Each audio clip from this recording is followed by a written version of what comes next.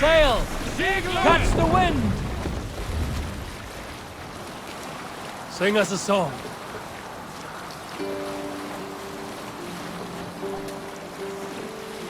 Is there a sea scold among you? Some years ago, I took to sea with a sword dancer called Egil. A brooding warrior with a face of stone and oak-hard arms. On a raid in Courland, we shored up along the edge of a forest and explored until we came to People Pots, a large farm. It was night, and all were asleep. So we set about plundering the place in the quiet of eve, taking sheep and goats as we pleased. It was then that Egil saw a farmhand and pressed the boy for the family's hidden silver. The farmhand squawked like a crow. Being hid beneath an anvil at the smith's forge, the silver was no trouble to lift. In secret, we took it and the boy back to the ship. It was then that Egil grew sad, for when the farmers woke with the crack of day, they would know they had been robbed, but not by whom. So Egil ordered 3 of us to follow him back to the sleep-hushed hamlet. As we burnt the houses, Egil shouted his name. I am Egil, son of Skatlagrim, and I am the man who deprives you of everything but your life. I never sailed with Egil again.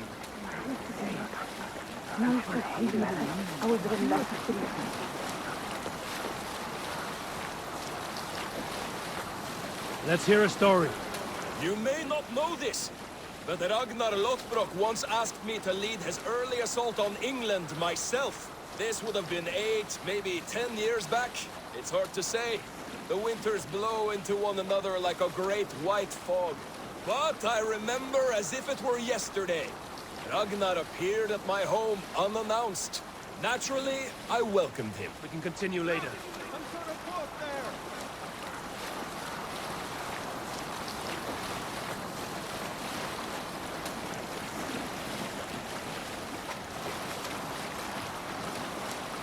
All right, back to the story. But I remember as if it were yesterday.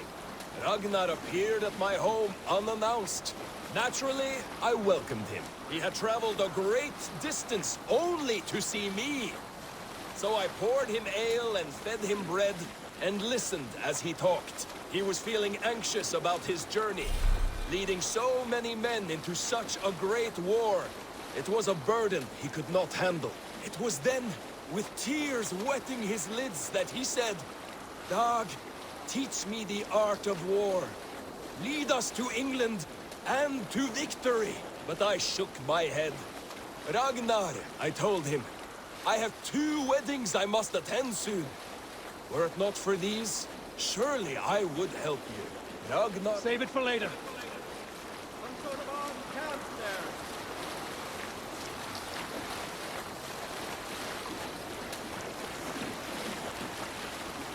there. Where were you?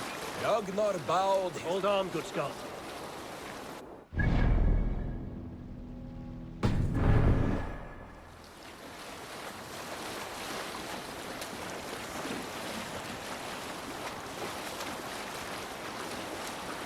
Were you at the good part yet? Ragnar bowed his head. Thank you, Dag, he said. Though you will not be on my ship, you will be present in spirit. And that is enough.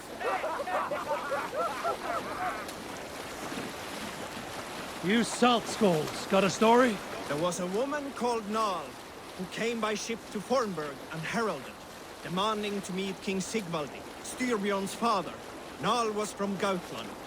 She was tall and rugged and strong, and everyone who walked near her said she smelled of men's blood. When her message was sent to our king, Nal was made to wait a full day. Yet she did not complain. She watched the waves and sang songs. Night came and went, and still Nal sat by the shore of the fjord singing her songs. She skipped rocks with children and smiled. As the afternoon of the second day approached, King Sigvaldi's messenger reappeared. They spoke quietly together. At last, the messenger stood back and waved to some men nearby. 3 men bearing 3 chests of silver approached quickly. They set the chests of silver in Nal's ship and stood back. Then Nal stepped forward, swinging a large, bloodied sack before her.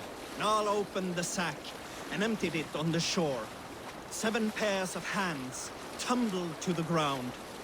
Nall then mounted a ship and sailed away.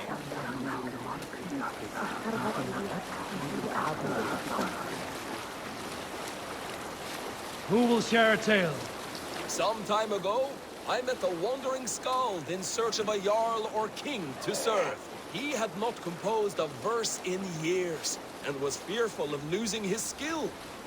I said I knew many such great men. A few jarls, a handful of kings by name. But to my knowledge, all of them had many skalds of their own. This poor skald was disappointed and thanked me for my time, asking my name as he departed. Dag Nithison, I told him. The skald's eyes went wide. Dag Nithison, he exclaimed. Of Fornburg? I nodded and said, the very man I am. The poor skald sung to the skies with joy. You are a legend among legends, he said. Let me compose a verse for you, if I may. Imagine my surprise at hearing such praise. But I agreed. So he began for 2 days composing a most lovely verse on my behalf. Yes, a most lovely verse. Unforgettable, yes. And I will recite it for you one day, when we have time.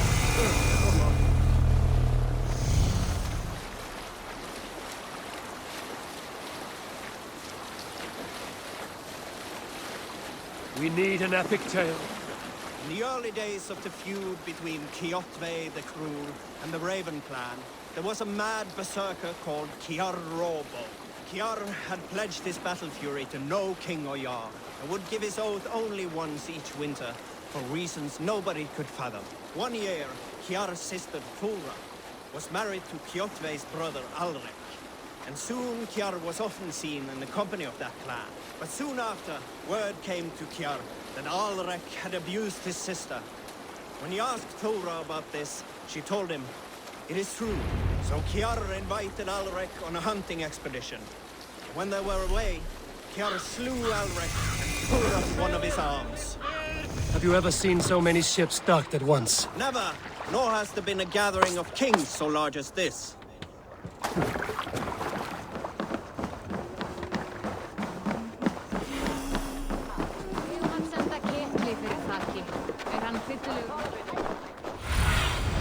Cast about this land, my friend.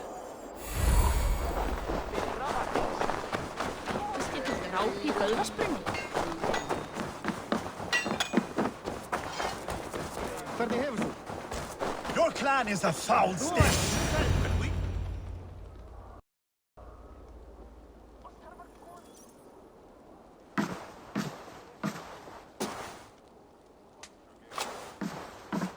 You have just won your heart's desire, Eivor. Yet by the look on your face, you have lost your will to live. Gorm is here with the last of his men. Why does that troll dare show his face? Leave it for another day. We are here under Harald's truce, and Gorm is too weak to try anything bold. Here's a seed stain on his father's trousers. I should wipe him from this world. Not tonight, Eivor. Leave it.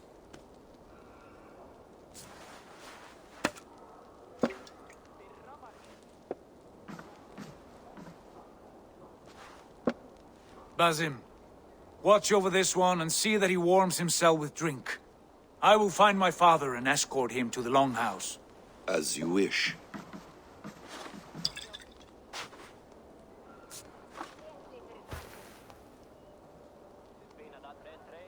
Is Hytham well?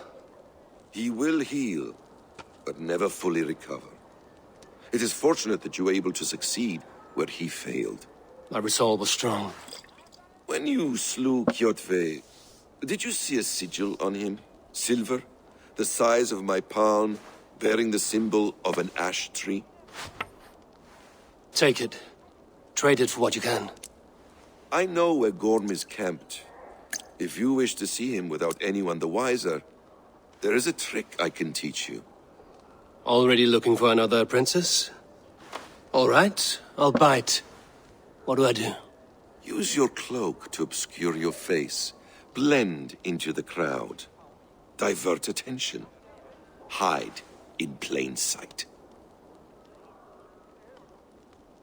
Is this how your Brotherhood operates? You sneak around in the daylight, stepping your victims where they stand. Said like that, you make me blush. We are seekers of justice, shepherds of man's will. We work in the dark to serve the light. I suppose there's no shame in using deception when honor is at stake. And Gorham is a stain on that honor. Then let's see what can be done to cleanse that stain. Give it a try.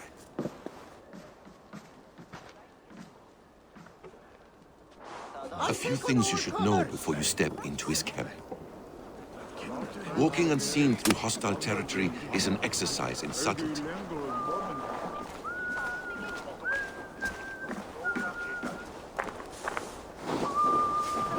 A hood makes you forgettable, dismissed at a distance. Remain far from watchful eyes, and you will be invisible to them. Do not draw blade or hammer, for these and other sudden movements can break your disguise.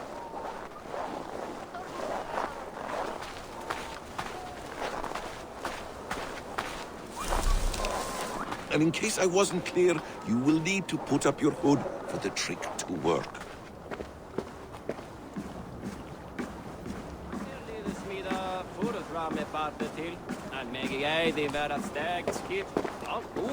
Gorm is there, in the camp ahead.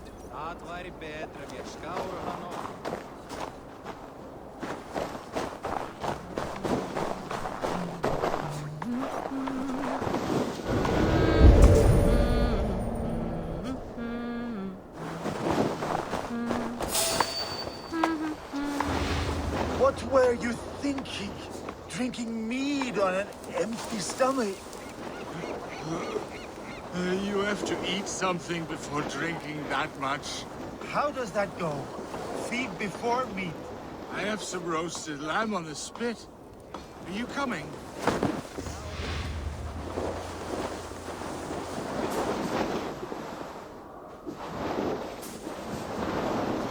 Is there trouble?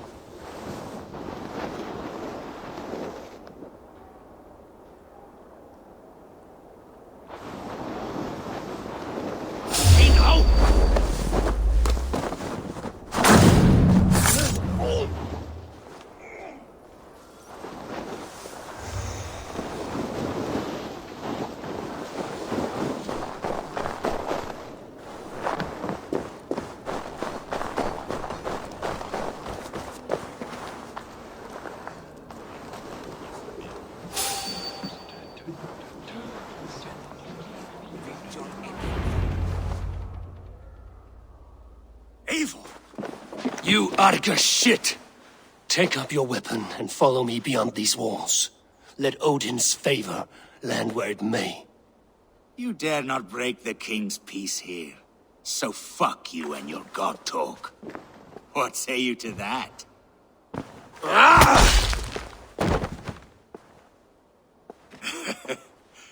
You can beat me, but you will not kill me. Not under Harald's truce. You are all subject to King Harald's truce. Break his peace and you will be cast out of Alrikstad. I will give you no trouble. You were shat into this world without honor, Gorm, and you will leave as a turd dumped into hell's deepest ditch. Keep crowing, Eivor. You only make yourself an easier target.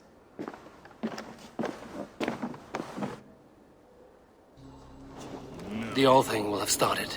I should find Sigurd.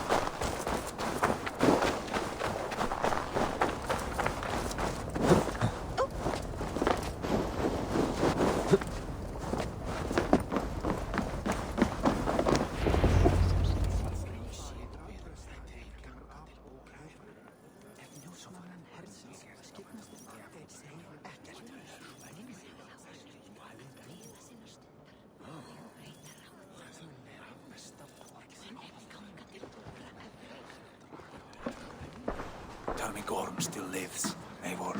It pains me to say. He does. Thank you. His day will come. Oh, gods. I hate long speeches. Only when you're not giving them. Many of you knew my father, Halfdan the Black. A great man who achieved great things.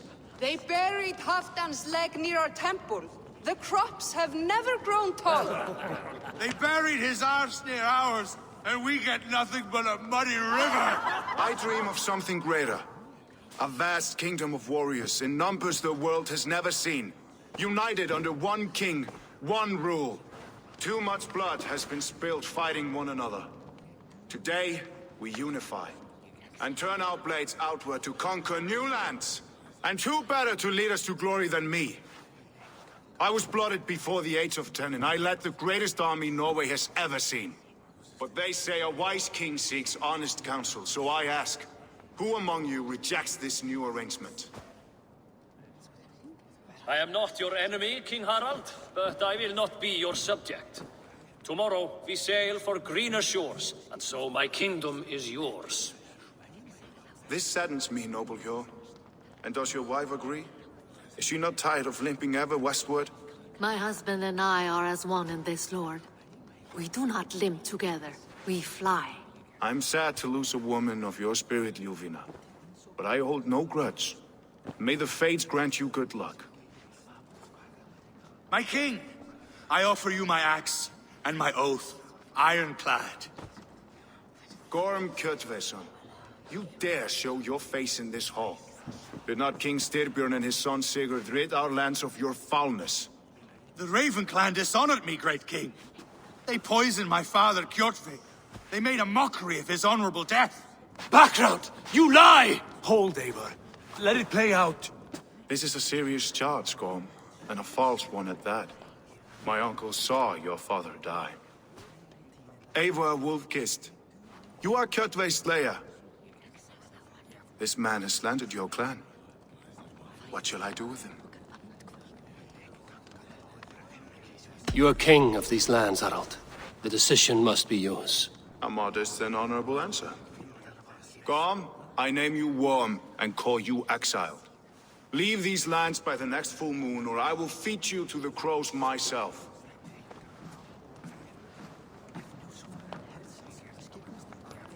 King Harald, may I speak? The floor is yours, King Styrbjorn. My people have held our land since the days when Odin himself walked among us. My kingdom is humble, but we have paid for it in blood. Our victory over Kjotve is proof that we will not lay down without a fight. All here have buried friends, brothers and sisters, sons and daughters. And I, for one, have had my fill of death. Let those who seek war look beyond our shores. If King Harald brings peace, then I am happy to bend my knee to him. What? What in hell's name are you doing, father? Securing a lasting peace, Sigurd. Our days of fighting are finished. You said nothing of this to me. Not a word. And I will not yield a title that should be mine by right. Then war will continue. Men will die, villages will burn, you foolish boy. This is our only way towards true peace. You will die a thrall. You drink-addled cow. Alone and toothless in a bed of straw. Forgive my son. He is ruled by his emotions. I take no offense, Styrbjorn Jarl, and I thank you for your fealty. It is natural to fear change, to resist it. But all things change and all things end. The lessons of Ragnarok are clear. We will speak again soon.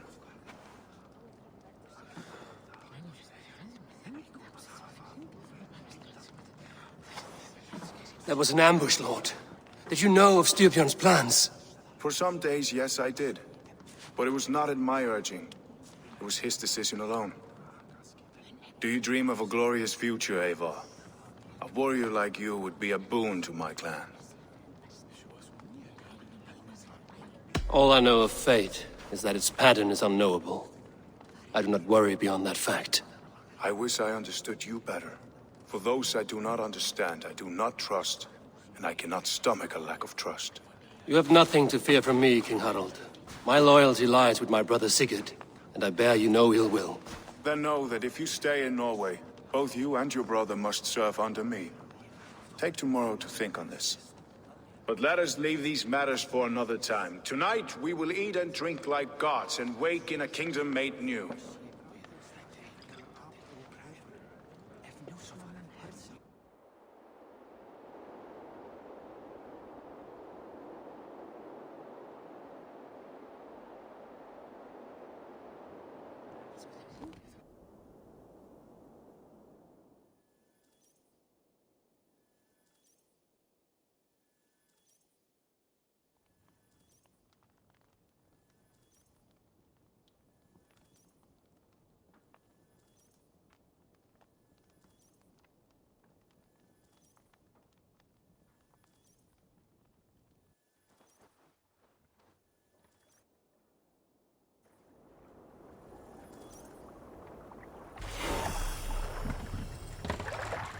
Harald's colors. He is already marking his territory.